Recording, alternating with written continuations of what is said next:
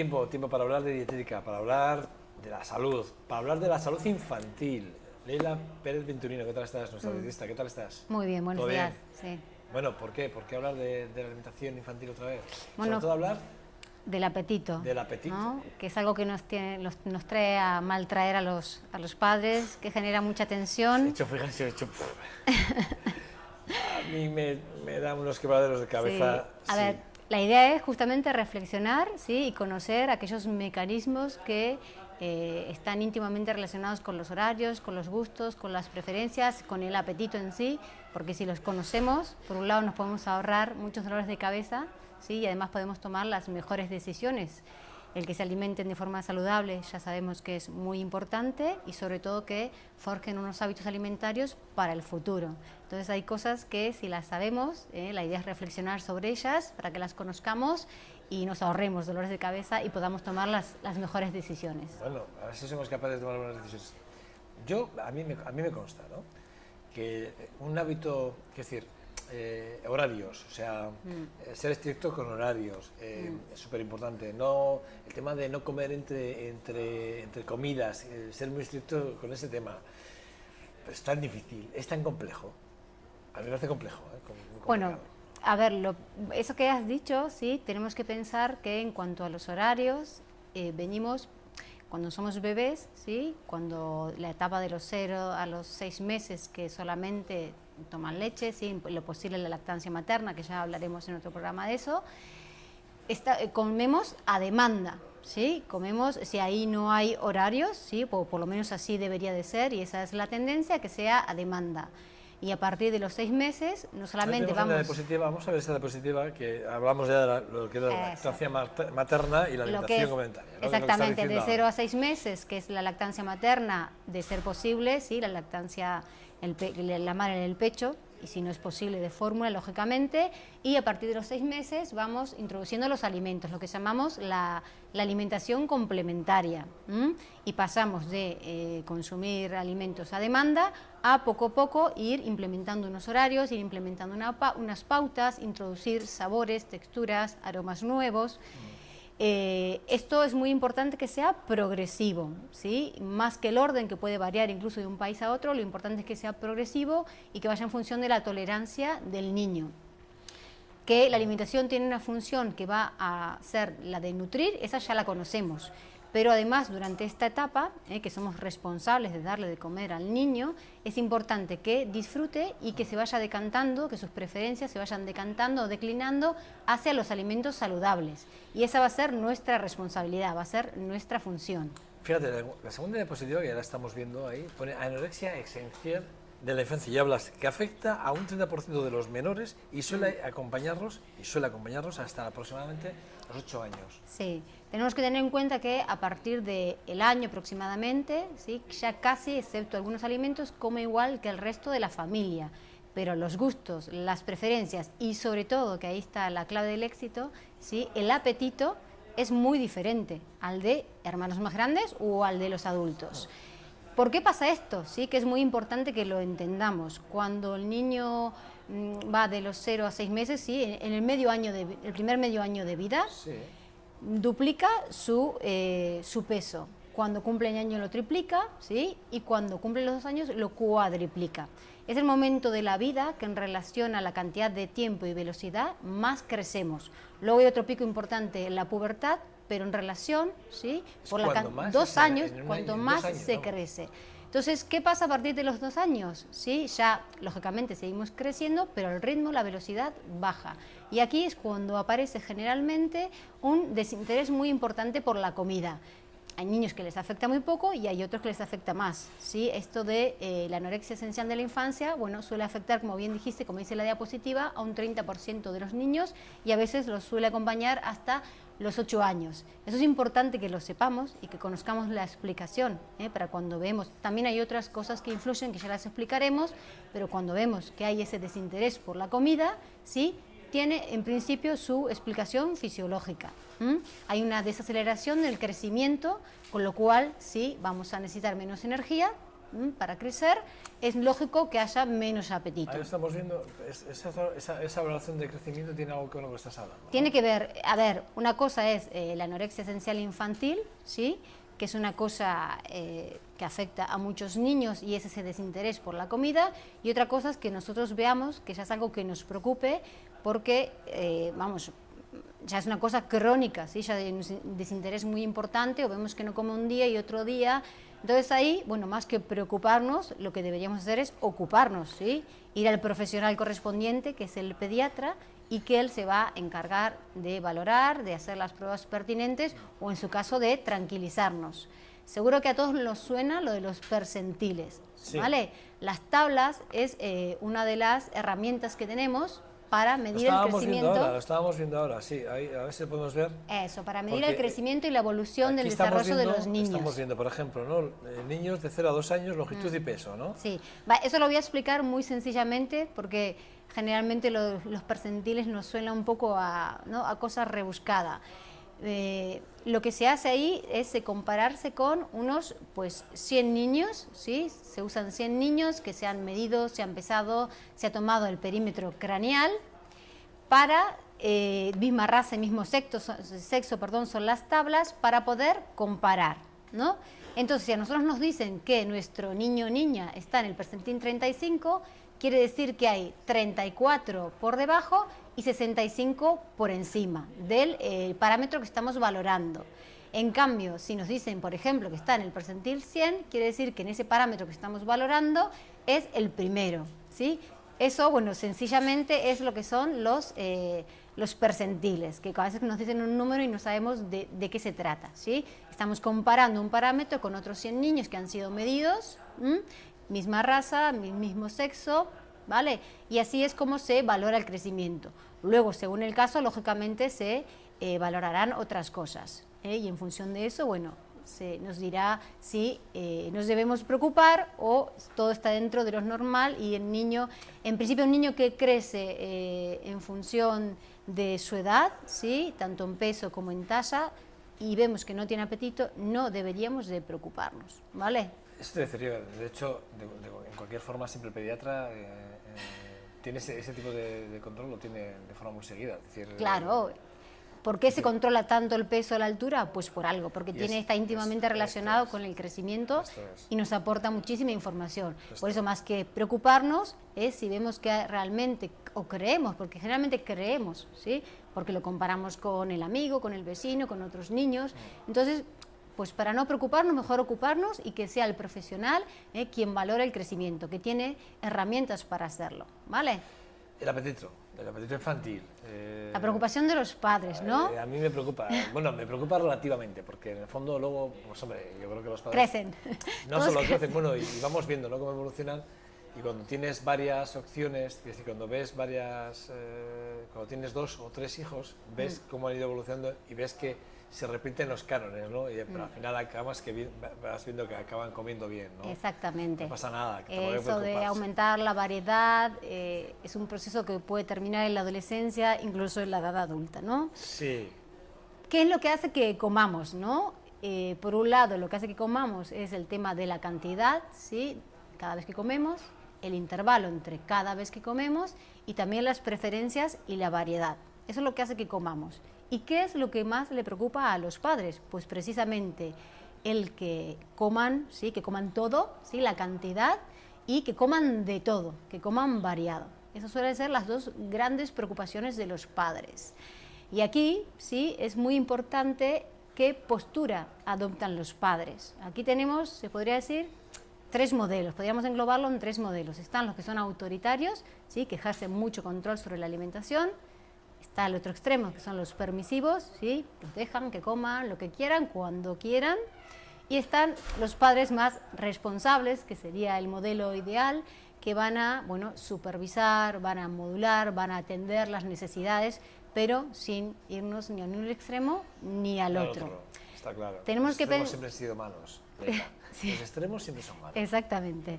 Entonces tenemos que pensar que los niños vienen de comer a demanda, ¿sí? Sin horario, en la época que toman el pecho. Solo hay una cosa que que pueden hacer, que es pedir a través del llanto cada vez que tienen hambre, porque la cantidad en cierta forma la pueden regular, pero no tanto porque el estómago es pequeño.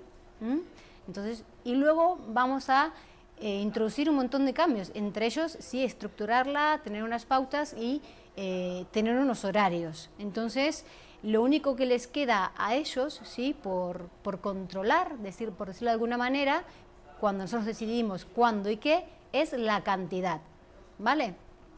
Y esto está íntimamente relacionado con el apetito y con los intervalos que pasan entre cada vez que comemos, porque es una manera de, a través de la cantidad y el tiempo que pasa entre una comida y otra, regular lo que es el consumo de energía. Entonces, si somos responsables y intervenimos lo justo y necesario, por decirlo de alguna manera, vamos modulando su alimentación, vamos a dejar ¿sí?, que esa respuesta natural... Solo que vaya la cantidad. La cantidad, lo importante es que la regule el niño, ¿sí? Sin más. Porque hay mecanismos fisiológicos, ¿sí?, del hambre y de la saciedad, Sí, está claro. respuestas naturales, sí, que tenemos que dejar que el niño las desarrolle. Imagínate que lo que hacemos es hacer que cada día coma más de lo que necesita. Estamos anulando esa respuesta, ¿sí? De hecho, el aprendizaje, ¿sí?, puede ser condicionado. Pero, por ejemplo, eso, vale, si come más de lo que realmente debería de comer, vale, pero ¿y si no come lo que debería de comer? Quiero decir, lo contrario, en un momento determinado, por lo que decía antes, porque no está regulado, porque entre comida y comida... Es que si dejamos que esa respuesta natural del organismo se desarrolle adecuadamente, los niños son capaces de regular la cantidad de energía que necesitan. Otra cosa es que sí que es verdad que el apetito varía mucho a lo largo de un día y de un día hacia el otro, pero varía por un montón de motivos, ¿sí? Esto que explicábamos del crecimiento, también, bueno, cuando están estreñidos, cuando les salen dientes, cuando hay un cambio importante en sus vidas, cuando viene un hermanito, ¿sí? Hay muchas cosas que hacen que el apetito fluctúe a lo largo de un día y de un día para el otro. Entonces tenemos que dejar que esa respuesta, ¿sí?, natural del organismo se desarrolle, porque podemos interferir en esa respuesta, con lo cual Sí, a largo plazo podemos tener un problema. Lo que hablas de la neofobia, ¿no? Sí, la neofobia tiene que ver no con la cantidad y con los intervalos, sino con los sabores. Cuando tenemos un bebé, ¿sí?, lo único que le gusta es el sabor dulce, ¿sí? La leche, en definitiva, tiene un sabor dulce. Va a rechazar cualquier otro sabor, ¿sí? Eso de la neofobia, ¿sí?, del rechazo a lo nuevo, del rechazo en este caso a un nuevo alimento, es normal, es natural y nos pasa a todos los omnívoros. Es un mecanismo de defensa que nos ha permitido evolucionar y no terminar comiendo alimentos tóxicos, ¿sí? Tiene que ver con eso. ¿Quién nos recuerda el primer puré, ¿no?, la cara de asco que ha puesto o lo ha querido escupir, la primer fruta, el sabor ácido? La neofobia es una respuesta natural del organismo y es lo que nos ha permitido ir ampliando y haciendo variada la dieta, porque lo necesitábamos, pero ir poco a poco y de una forma precavida para no terminar comiendo alimentos o elementos tóxicos, ¿no? Eso de catar tiene que ver con eso. Quiero decir, los gustos, cuando uno experimenta gustos nuevos, ¿no?, los sabores, ¿no? Los niños, por ejemplo, lo rechazan mucho, ¿no? Por ejemplo, cuando empiezas a introducir el pescado o metes alguna fruta muy ácida, ¿no? Por ejemplo. La respuesta natural es el rechazo. La defensa, ¿no? ¿Sí? No nos tenemos que quedar, ¿sí?, con ese ¿Cómo le llamas tú? primer Neofobia. Sí, la neofobia, ¿sí?, ese rechazo a lo nuevo, que bueno, suele afectar no a todos los niños, suele afectarlos a partir de los 2 años generalmente, y también puede aparecer más tarde, incluso con alimentos que antes no rechazábamos.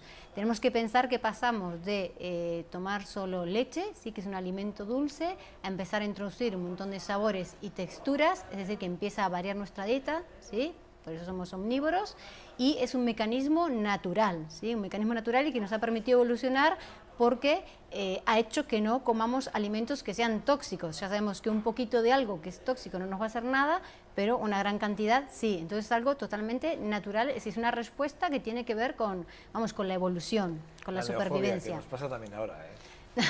Somos neofóbicos ahora mismo también. Bueno, pero ¿cuántos alimentos hay, ¿no?, que antes no nos gustaban? Sí, pero bueno, pero y que luego... creo que la neofobia es durante toda tu vida. Sí, En de el fondo algunos sí que es verdad que alimentos, siempre hay sí, cosas nuevas, ¿no? sí. Por ejemplo, la evolución de la cocina, ¿no? Cómo están variando constantemente, introduciendo sabores nuevos o tecnología, inclusive que hace que, bueno, que eso vaya cambiando, que tú vayas... Pero el contacto con un alimento, ¿sí? Lo que pasa que, bueno, para desesperanza de los padres, el contacto ¿cuánto es? 11 veces, 90 veces, pues a veces es mucho más de lo que deseamos. Pero no hay que quedarnos con ese primer rechazo, sino que hay que seguir fomentando el contacto, fomentando la exposición a esos alimentos y, bueno, seguramente terminarán formando parte de lo que es la dieta, de una dieta variada. Lo que pasa es que a veces esa dieta variada se completa, como decíamos antes, en la adolescencia o incluso más adelante, ¿sí? Para desesperación de los padres. Hablas de la exposición y el ejemplo. Sí. Supongo que te refieres a esto, ¿no? La exposición repetida, ¿sí? Lo que va a hacer es aumentar las posibilidades. Cuantas más veces repitamos el mismo sabor. Exactamente. Y la exposición tiene que ver con muchas cosas. Tiene que ver con probarlo, ¿sí? Tiene que ver con que lo vea, tiene que ver con que lo coman los demás, tiene que ver con que está en casa, ¿sí? La exposición tiene que ver no solamente con el que lo pruebe, sino que lo vea, lo toque, que ¿no? lo pruebe es fundamental y como decíamos antes, no tenemos que quedarnos con ese primer contacto y ese primer rechazo que es natural, sino que tiene que seguir esta exposición y este contacto y le terminará, bueno, o por lo menos tampoco tiene que gustarle, hay un montón, ¿cuántas verduras hay? Muchísimas verduras, no es que tenga que, por ejemplo, gustarle todos, ¿sí? Con que le gusten unas cuantas será suficiente, por ejemplo, pero bueno, el aumentar, eso sí que es importante, no quedarnos con ese primer rechazo, seguir con el contacto. Recompensar, castigar, prohibir. Bueno, antes que eso, lo de dar el ejemplo, ¿sí? Que tiene que ver con bueno, vale, sí, porque con la exposición. Sí, correcto, porque estábamos hablando de la exposición y el ejemplo, sí. Y sí, que nosotros también deberíamos, efectivamente, lo que decimos, ¿no? Ahí hay la diapositiva se vea claramente aquí abajo, ¿no? Exactamente. Dar ejemplos que vean que nosotros también que nosotros comemos, eso ¿sí? Es. Y que nos vean, no que les digamos, no vale que le digamos, qué rica zanahoria eso que está es, comiendo que lo compre, papá. Como estamos viendo ahí, ¿no? Pues bueno, pues lo compramos, ¿no? Que lo vean en la nevera, como de forma habitual. Que en ¿no? nuestra casa, sí, haya alimentos saludables, que abunden los alimentos saludables, que abran la nevera y que los encuentre, que los vea, que vea el frutero arriba de la encimera, que los vea en la despensa. Eso es aumentar la exposición, ¿sí? Eso es como cuando decíamos, queremos que un niño se mueva y le damos el mando del sofá. Esto es lo mismo, ¿sí? Si queremos que se alimente de forma saludable, aumentar la exposición es que en casa haya muchos alimentos saludables, que toquen, ¿sí? Que cocinen con nosotros, que nos acompañen a hacer la compra. A ver, Leila, y un componente también psicológico también habrá, ¿no? Porque a veces a los niños no solo basta con eso. Tú tienes la fruta, la ven, la tocan, la pelan, te ven comerla, ven cómo la compras porque vas con ellos o ellos te acompañan a veces a hacer las compras y aún así no quiero. Y ahí, mira, cariño, que mira qué rico está. Pero no hay que insistir. Eso es un error muy grave, no hay que insistir. Hay que aumentar la exposición, tanto poniéndose como que nos vean, como que haya en casa, pero insistir está comprobado que no da buenos resultados. Entonces, crea aversión, crea rechazo. Pero al final, entonces, hay un momento en el que no lo prueban. Va a haber un momento en que bueno, no pero estamos hablando nunca. de un niño y estamos diciendo que lo que es la variedad, o sea, una alimentación variada, se consigue en la adolescencia e incluso en la edad adulta. Tiene que ser poco a poco, Vamos, que no tenemos que insistir. Lo que decíamos antes, de recompensar, castigar y prohibir. Bueno, eso tiene tanto la recompensa como el castigo, sí, lo único que hace es... No, yo digo, a ver, castigar y prohibir desde luego no, sí. Pero recompensar tampoco. Pues recompensar tampoco, sí, declina lo que es la preferencia hacia un determinado plato. Tanto, porque tú piensas que estamos acostumbrados a que nos suelen recompensar por cosas que nos cuestan, por cosas incluso que no son agradables. No come pescado nunca, no come... Yo conocí un caso, ahora que estoy acordándome, conocí un caso que no comía nunca carne. Nunca carne. Pero tampoco pescado. Y estuvo muchos años sin comer ni carne ni pescado. ¿Qué haces? ¿No te preocupas como padre? Claro que te preocupas. Sí que te preocupas. Tú vas al pediatra y le dices al pediatra, no, es que mi hijo ni come carne ni come pescado, y no hay manera. Y no le puedo castigar, no lo puedo compensar, ni le puedo prohibir. No, tienes que ir con mucha paciencia, poco a poco, seguir exponiendo. ¿no? Vale, a eso te referías. Sí, antes me refiero a sí, bueno, a veces el el tema de las cantidades pequeñas, el tema de ponérselo O mezclarlo con más cosas, ¿no? mezclarlo con más cosas, ponerlo en un determinado ambiente.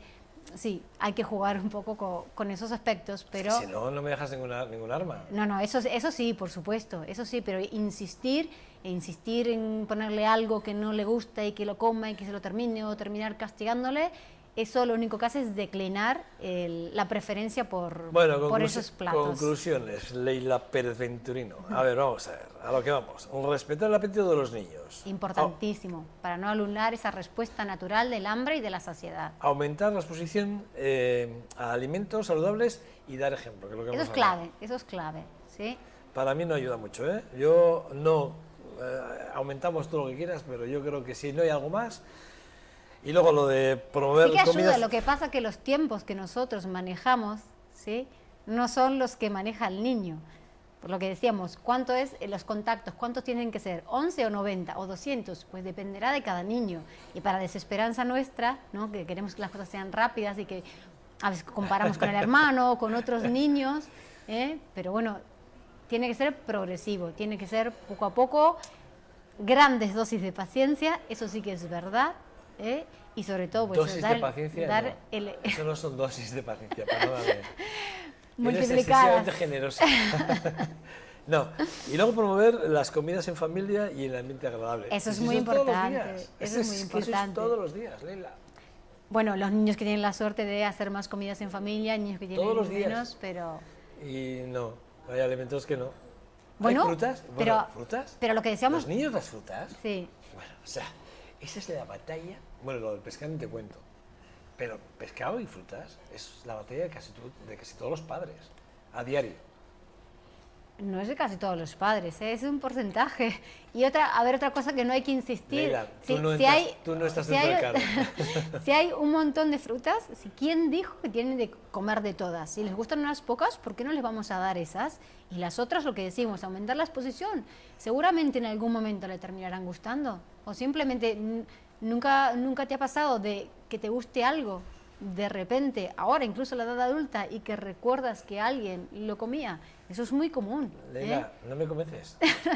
Es que soy padre. Bueno, habría que ver cómo ha ido evolucionando, ¿sí?, todo lo que es la educación. Yo te hablo de mí, yo te hablo de mi ejemplo. Yo te digo que no es tan fácil, Bueno. No es tan fácil. Ni por mucho que expongas... No, nadie está hablando de que sea fácil, no, hombre, ¿sí? ni fácil. Pero que es importante que conozcamos por qué el apetito fluctúa, que conozcamos por qué este rechazo hacia los alimentos, que conozcamos que este trance, este periodo por el que van pasando es mucho más largo que el que desearíamos, porque Leila, es así. tú eres de las que, entiendo, eso de, y fíjate, yo creo que estaba intentando yo recordar si yo alguna vez lo he hecho, y creo que lo he hecho una vez de una vez, quiero decir, que seguidamente cambié y dije, no puede ser. Pero de... Una vez sola no vale. No, una vez, espera, te voy a poner el ejemplo. De, ¿no quieres comer? Pues te lo pongo para la merienda. Y ponerlo en la merienda.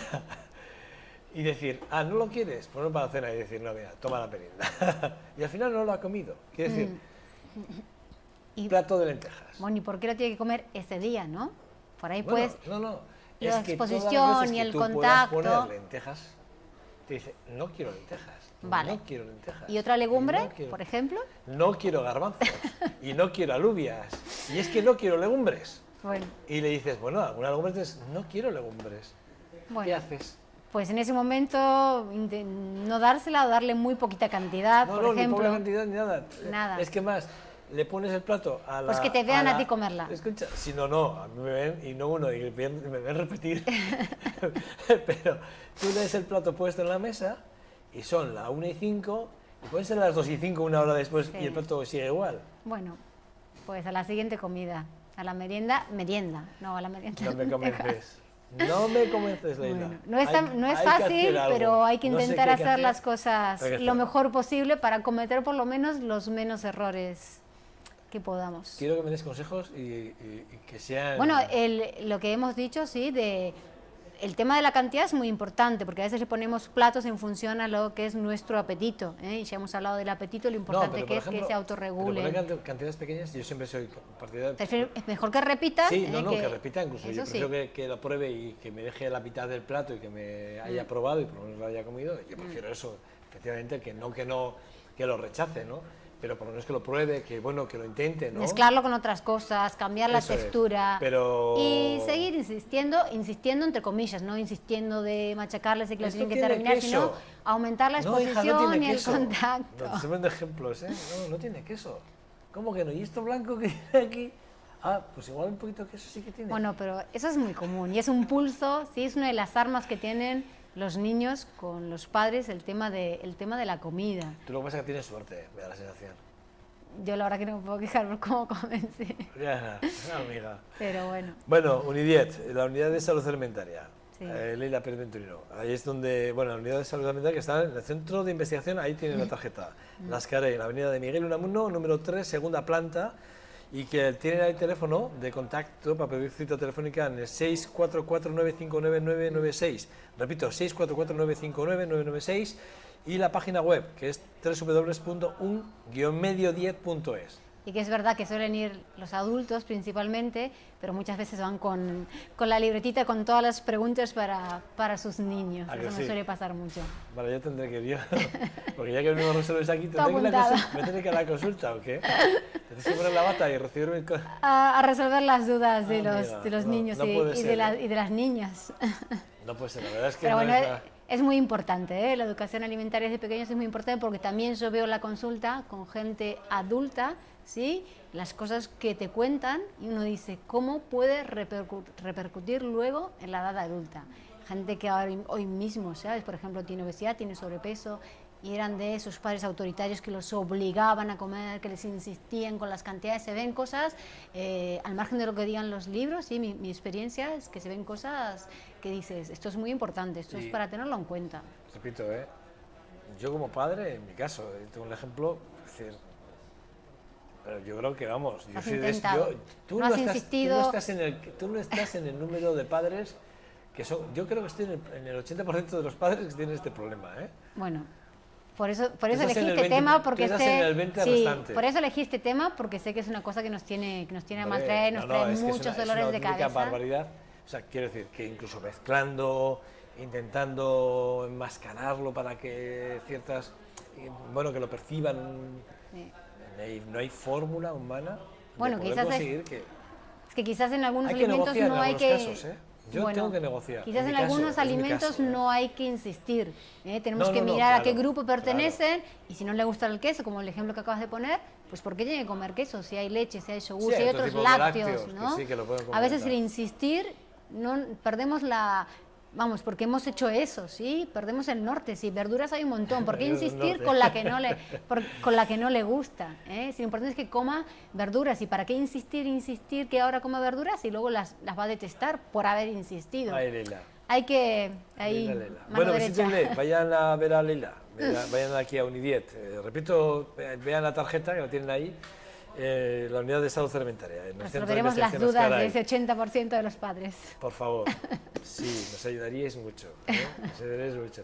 Igual hay que ir con los niños y... Dar el ejemplo y aumentar la exposición, esas cosas son muy, muy importantes. Por lo menos en esa que no es...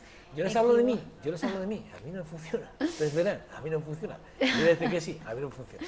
Bueno, pero pruébenlo. Seguro que comen más variedad, que han ido introduciendo variedad, fijo, vamos, quizás no es la que tú desees, quizás no es la que tú esperas. Las frutas exóticas en muchos casos, a veces frutas raras, extrañas, para probar, incluso para jugar con ellas y tal.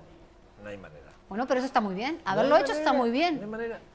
Lo has hecho bien, ¿sí? Hemos mezclado a veces verduras con legumbres para intentar hacer una componenda, muy poquita verdura, algo más de legumbre, con arroces o con pastas, cosas así, incluso mezclar con ensaladas y tal. Habría que ver qué has hecho cuando eras pequeña, si le has metido ahí la cuchara. No, para nada.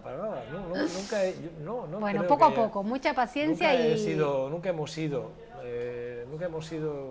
de insistir. No, hemos ido dejando que el ritmo biológico, como tú decías, del apetito, por ejemplo, y las cantidades hayan marcado las pautas, pero No creas, ¿eh? Por eso me ha agradado mucho que hayas hablado de este tema, porque yo soy de esos padres del 80% que sufrimos las consecuencias. Y bueno, y eso que sí que es verdad que lo que he dicho también se ve en distintas generaciones, cuando tienes 2 o 3 hijos, se ve que ese proceso se va mitigando y que a medida que van pasando las la variedad aumenta. vas viendo que ya cuando van siendo más mayores van comiendo ellos de más, prueban de todo, comen de todo y además con apetito. Sí. O sea, quiere decir que, Sí. que bueno, que no hay que No hay que en mi caso, preocuparse. No hay que preocuparse. No hay que preocuparse. No. Ya Ese llegará sería a el comer. mensaje, exactamente. Bueno, Leila, gracias. De nada. Un verdadero placer, Bueno, ¿vale? hasta la próxima. Cuídate. Igualmente.